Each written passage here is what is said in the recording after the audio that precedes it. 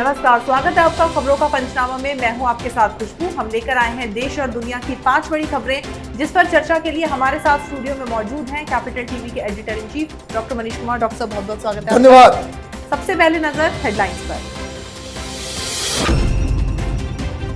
बेहद संगीन मामले में घिरी दिल्ली सरकार, केजरीवाल ने जरूरत से 4 गुना ज्यादा ऑक्सीजन की थी डिमांड। पंजाब में नहीं थम रहा सियासी बवाल, मुख्यमंत्री अमरिंदर सिंह चुनाव से पहले ही बुरी तरह घिरे। महाराष्ट्र के पूर्व गृह मंत्री अनिल देशमुख के 5 ठिकानों पर ईडी की छापेमारी, 10 बार मालिकों से 4 करोड़ की रिश्वत लेने का आरोप। ट्विटर में केंद्रीय मंत्री रविशंकर प्रसाद का अकाउंट 1 घंटे तक रखा बंद, अमेरिकी नियमों का हवाला। और एस जयशंकर का भाषण सुन बौखलाया ड्रैगन, लगाए बेबुनियाद आरोप, कहा चीन के क्षेत्र पर कब्जा कर रहा भारत।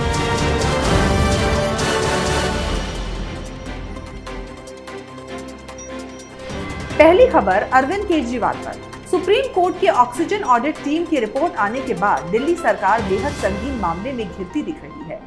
रिपोर्ट में दावा किया गया है कि दिल्ली सरकार ने उस वक्त जरूरत से 4 गुना ऑक्सीजन की मांग कर दी जब कोरोना की दूसरी लहर की पीक के कारण देश भर में ऑक्सीजन संकट पैदा हो गया था। इस ऑडिट रिपोर्ट का हवाला देते हुए बीजेपी ने केजरीवाल सरकार को घेरा है। पार्टी प्रवक्ता संबित पात्रा ने कहा कि केजरीवाल के झूठ की वजह से कोरोना संकट में देश के 12 राज्य प्रभावित हुए। गौरतलब है कि दिल्ली सरकार ने केंद्र से 1140 मैट्रिक टन ऑक्सीजन की डिमांड की थी, जबकि उस समय जितने ऑक्सीजन बेड थे उसके हिसाब से दिल्ली को 289 मैट्रिक टन ऑक्सीजन की ही जरूरत थी। डॉक्टर साहब, इस घिनौनी हरकत के लिए केजरीवाल को क्या सजा दी जाए? देखिए, इनको तो जेल के अंदर डालना चाहिए जी, क्योंकि ये इस तरीके का प्लान्ड तरीके से लोगों को मारने की साजिश जो केजरीवाल ने रची है, इसके लिए तो वो जिम्मेदार है ही। लेकिन ये जिम्मेदारी ऐसी है कि जिसके ऊपर क्रिमिनल केस लगना चाहिए। ये कोई भूल नहीं है, कोई चूक नहीं है। आप टेलीविजन वालों को पैसे मुंह में डाल करके आपने बंद कर दिया कि कोई आदमी सवाल ना पूछे। जिस हिसाब से अफवाहें उड़ती थी, भाई गंगाराम हॉस्पिटल में 24 लोगों की ऑक्सीजन की वजह से मौत हो गई, सारा दिल्ली पैनिक में, जिसके घर में कोरोना का कोई मरीज है उसकी हालत, उसकी मानसिक दशा के बारे में आप सोचिए। जिनके जिनके घर परिवार के लोग ऑक्सीजन के लिए वहां पे उस समय ऑक्सीजन का इस्तेमाल कर रहे होंगे और ये खबरें टेलीविजन पे चलती होगी, उनके पीड़ा को समझिए। और अब मालूम चल रहा है कि ये सब तो फेक था, क्योंकि गंगाराम के डॉक्टर 2 घंटे के बाद आए, बोले कि ऑक्सीजन की वजह से नहीं हुआ है। अब ये मालूम चल रहा है कि हर जगह एक्सेस में था। आपने जो खबर दी है, उस सुप्रीम कोर्ट के पैनल के इंटरिम रिपोर्ट में एक और चौंकाने वाली बात बताई गई है। उसमें यह बताया गया कि 183 हॉस्पिटल्स का इन लोगों ने मुआयना किया, जांच की, और वहां कितना खपत हुआ है उसका हिसाब लगाया। तो वहां मालूम यह चल रहा है कि खपत सिर्फ 209 मैट्रिक टन की थी और केजरीवाल डिमांड कर रहा है 1140। अब ये समझिए कि आप वोट की खातिर आप मोदी से लड़ते हुए नजर आना चाहते हैं, आपको प्रधानमंत्री बनना है, तो इनको दिल्ली की जनता को मार के आप प्रधानमंत्री बनना चाहते हो। तो ये प्रोपेगेंडा की राजनीति में इस बार ये जो कह सकते हैं कि सीधे सीधे पकड़े गए हैं, वो भी रंगे हाथ। कोई सीबीआई नहीं, कोई दिल्ली पुलिस नहीं, कोई केंद्र सरकार की एजेंसी नहीं, ये सुप्रीम कोर्ट के द्वारा बनाए गए पैनल के द्वारा इनकी गर्दन नापी गई है। इस आदमी को तो इस सजा के, इस गलती के लिए जेल भेजना चाहिए। जी, तो आप समझ सकते हैं कि जो नेता अपनी जनता की सांसों पर राजनीति करे वो कितना बड़ा नटवरलाल होगा। अब रुख करते हैं दूसरी खबर का। अगले साल पंजाब विधानसभा चुनाव होने हैं और पंजाब के मुख्यमंत्री कैप्टन अमरिंदर सिंह को विपक्ष के साथ साथ अपनी ही पार्टी के मंत्रियों और विधायकों के सवालों का सामना करना पड़ रहा है।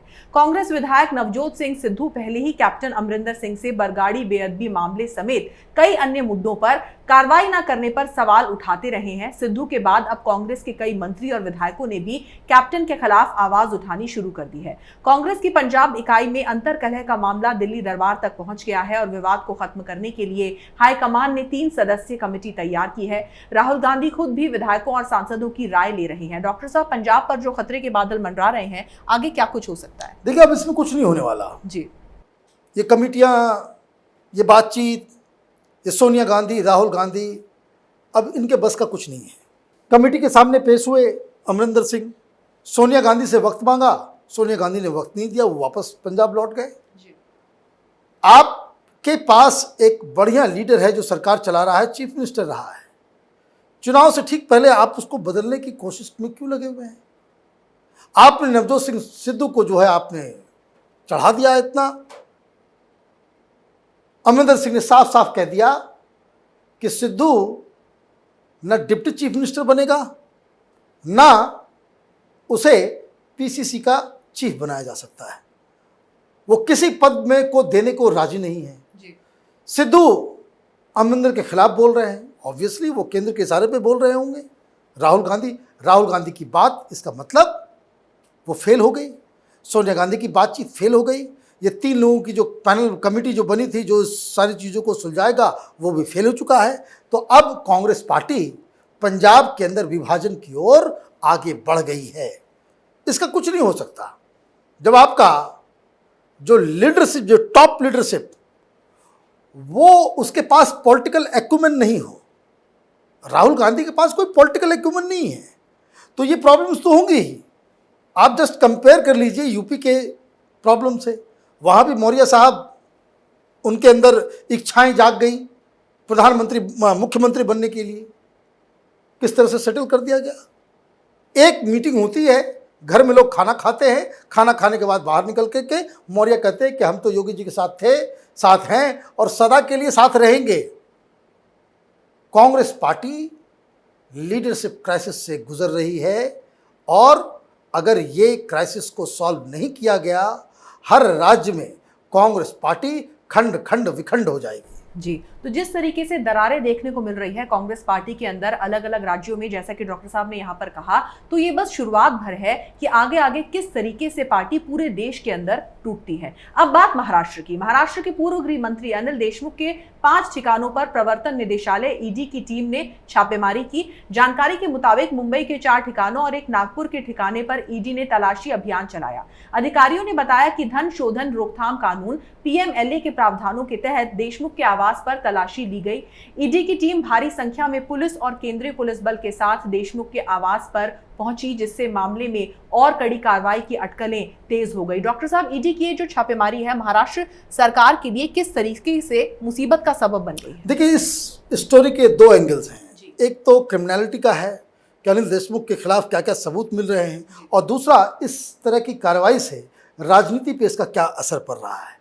पहले क्रिमिनलिटी एंगल समझ लेते हैं कि ये जो छापेमारी की जा रही है वो उस संदर्भ में मारी जा रही है कि नागपुर में जब छापेमारी हुई तो बहुत सारे दस्तावेज, बहुत सारी जानकारियाँ मिली। जानकारियाँ किस तरीके की थी?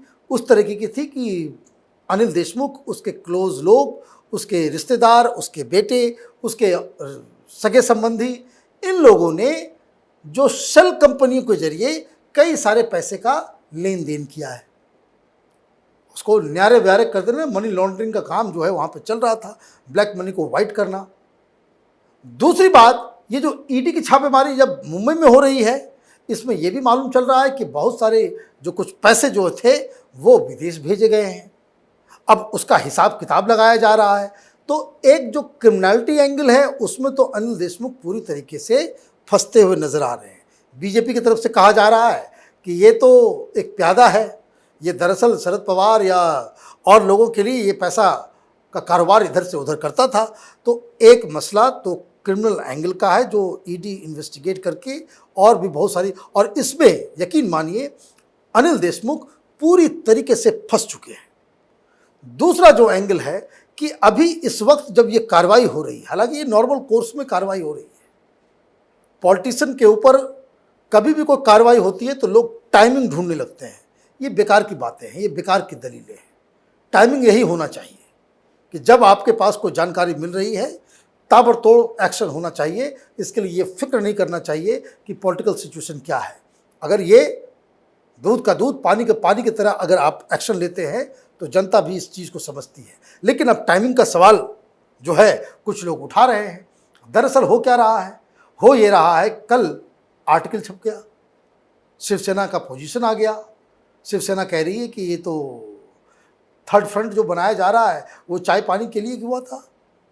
2 सेकंड में शरद पवार मीटिंग के बाद बाहर भी नहीं आए, वो मीडिया से भी बातचीत नहीं किया उन्होंने। और माजिद मेनन वो कह रहे हैं कि भाई हमारे यहाँ जो मीटिंग हुई है वो एंटी मोदी मीटिंग नहीं है, मोदी के खिलाफ कोई बातचीत नहीं हुई। ये माजिद मेनन का बयान है। यूट्यूब पे जाएंगे तो आप देखेंगे, पता नहीं टीवी वालों ने क्यों नहीं दिखाया। तो इसका मतलब ये है कि ये पूरा का पूरा मसला ऐसा चल रहा है कि इस एनसीपी वालों को भी मालूम है कि उनका जो प्यादा जो है वो फंस गया है। अब इनके ऊपर कार्रवाई होगी तो इसका असर शिवसेना के ऊपर भी होगा।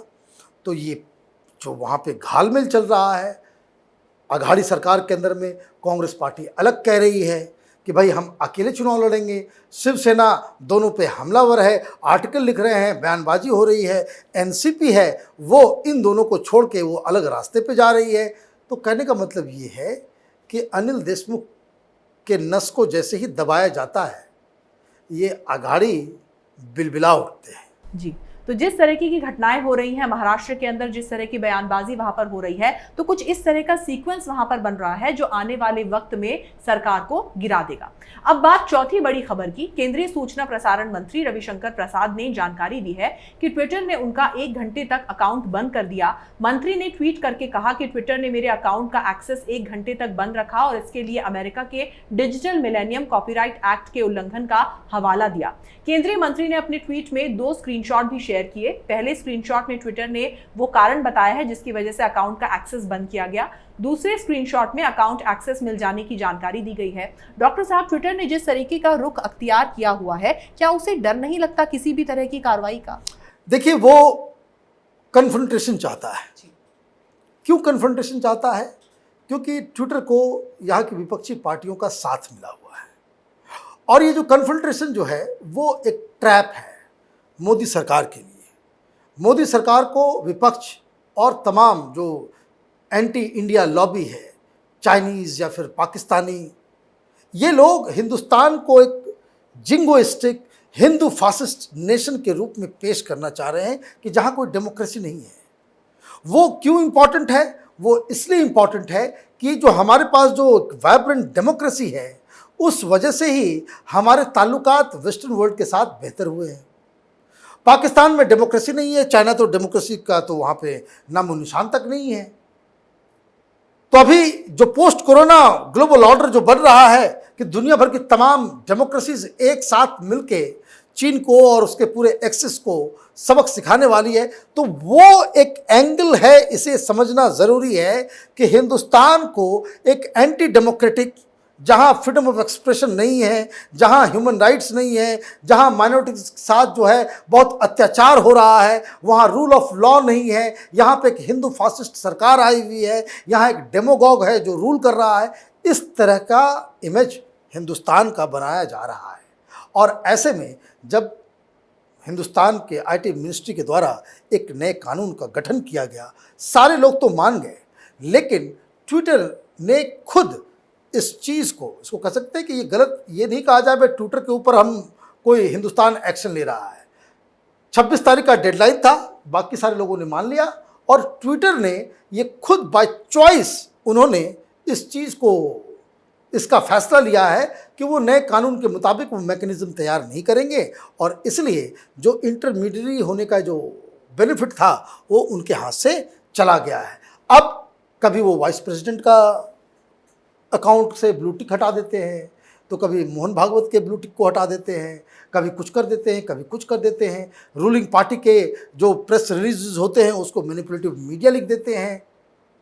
और दूसरी तरफ एक फर्जी कांड होता है गाजियाबाद में, उसको हिंदू मुसलमान वो फेक न्यूज़ उसको जो वो प्रमोट करता है। तो ये सारी चीज़ें इसलिए की जा रही है कि ताकि केंद्र सरकार इनके ऊपर एक्शन ले ले, और जैसे ही केंद्र सरकार एक्शन ले लेगी तो मालूम चलेगा कि वही डफली कि anti democratic, freedom of expression नहीं है, वहाँ डेमोक्रेसी नहीं है, ये ढोल ये लोग पीटने लग जाएंगे। तो भारत सरकार जो है वो कैच-22 सिचुएशन में है। काम तो इन्होंने ऐसा किया है कि पूरा बोरिया बिस्तर बंद करके ट्विटर का हिंद महासागर में फेंक देना चाहिए, लेकिन ट्विस्ट इसमें यह है कि आपने एक्शन लिया नहीं कि हिंदुस्तान को बदनाम करने की साजिश, आपकी पूरी एनर्जी उसको कहते हैं डैमेज कंट्रोल करने में ही लग जाएगी। जी, तो कहते हैं कि घर का भेदी लंका ढाता है, और जो हमारे देश का भेदी अफवाह गैंग है वो देश के साथ गद्दारी करने में माहिर है। आखिरी खबर चीन से जुड़ी है। विदेश मंत्री एस जयशंकर के कतर इकोनॉमिक फोरम में दिए गए बयान पर चीन भड़क गया है। चीन के विदेश मंत्रालय ने जवाब देते हुए भारत को एक अतिक्रमणकारी देश बताया है। चीन की तरफ से दिए गए ये बयान दोनों देशों की सीमाओं पर तनाव को बढ़ा सकते हैं। LAC पर जारी तनाव को लेकर कई दौर की वार्ता के बावजूद कोई हल नहीं निकला है, और पूर्वी लद्दाख में कई जगह अभी भी दोनों देशों की सेनाएं आमने सामने तैनात हैं। चीनी विदेश मंत्रालय के प्रवक्ता झाओ लिजियान ने आरोप लगाया है कि भारत अपने सैनिकों को तैनात करके लंबे समय से चीनी क्षेत्र पर अतिक्रमण कर रहा है। डॉक्टर साहब, चीन की इस बौखलाहट की वजह क्या है? मुझे तो हंसी आ रही है कि भाई आप कितने बौखला गए हैं कि चीन ये कह रहा है कि हिंदुस्तान उनकी जमीन को हड़प रहा है, हम अतिक्रमण कर रहे हैं, हिंदुस्तान अतिक्रमण कर रहा है। उसके जो जितने दलाल हैं दिल्ली के अंदर में बैठे हुए Chinese agent, Rahul Gandhi included, वो कह रहे हैं भाई 1200 किलोमीटर अंदर घुस गया है चीन। चीन कह रहा है कि नहीं भाई, ये तो उल्टा कहानी है कि हमारी जमीन को भारत जो है वो अतिक्रमण कर रहा है, वो घुस जा रहा है। मतलब ये चीन अपने ही चाल में फंस गया है। चीन पहले करता क्या था? वो करता ये था कि आप घुस जाते थे किसी टेरिटरी में, सिर्फ हिंदुस्तान ही नहीं, हर जगह उसके 9 पड़ोसी है, सबके साथ यही काम करता है कि वो घुस जाएगा और उसके बाद प्रॉब्लम शुरू होगी तो मिलिट्री पावर है, कोई युद्ध चाहते नहीं लोग, तो निगोशिएशन चलता है। और निगोशिएशन ये लोग इतना लंबा खींचते हैं कि लोग जो सामने वाला जो पक्ष होता है वो बोलता है चलो भाई जो होता है उसे ख़त्म करो। कहाँ आप इतने देर तक एक ही चीज़ को जो है आप कितनी बार मुलाकात करोगे? हिंदुस्तान की जो सरकार, ये मोदी सरकार जब से आई है, चीन को उसके ही गेम में मात दे रही है। ये हर जगह अपने सैनिकों को भेज के डराने का काम करते थे। अभी गलवान के बाद से 1 इंच जमीन इन लोगों को हिलने नहीं दिया गया। परेशान हो रहे हैं, उनकी जो आर्मी है वहां पे मर रही है, उनको हर महीने बदलना पड़ रहा है रोटेशन पे। जिन लोगों की ड्यूटी लद्दाख के बॉर्डर पे लगती है चाइनीज आर्मी में, उसके घर में मातम मच जाता है कि पता नहीं जिंदा लौटेगा या नहीं लौटेगा। हिंदुस्तान ने ईंट का जवाब पत्थर से दिया और डिप्लोमेटिकली हिंदुस्तान वो काम कर रहा है कि चीन को घेरने में हिंदुस्तान एक अहम रोल अदा करेगा आगे आने वाले इंटरनेशनल पॉलिटिक्स में। अब जयशंकर साहब ने तो भाषण दे दिया, वो तिलमिला उठा कि भाई एक तो पूरी दुनिया में आपने हमें बेइज्जत कर दिया, गलवान में घुस करके हमारी पिटाई की, 60 लोगों को मार भी दिया, और उसके बाद आप पूरी दुनिया में इस बात का प्रचारित कर रहे हैं कि भाई चीन जो है वो एग्रेसर है। तो वो जो चाइनीज टेक्निक था कि चीज़ों को पोस्टपोन करते करते इतना लंबा खींच दो कि सामने वाले का पेशेंस लूज आउट हो जाए, अब ये साफ साफ दिख रहा है इस बयान से कि हिंदुस्तान ने उसके ही गेम में चीन को परास्त किया है। अब ये जो बौखलाहट, जो पेशेंस जो है वो लूज हुआ है, इसलिए वो ये बात कह रहे हैं कि हिंदुस्तान जो है अतिक्रमण कर रहा है। वैसे हिंदुस्तान की सरकार को इसके लिए बधाई देनी चाहिए कि अगर चीन ये बात कह भी रहा है कि हम चीनी टेरिटरी के अंदर घुस के उसकी ज़मीन को हड़प रहे हैं, तो ये हिंदुस्तानियों के लिए गर्व की बात है। जी डॉक्टर साहब, बहुत बहुत शुक्रिया इस तमाम जानकारी के लिए। धन्यवाद। तो खबरों का पंचनामा में आज के लिए बस इतना ही। देश विदेश की बाकी खबरों के लिए आप देखते रहिए कैपिटल टीवी। हमें लाइक करें, शेयर करें और कैपिटल टीवी को सब्सक्राइब करें। नमस्कार।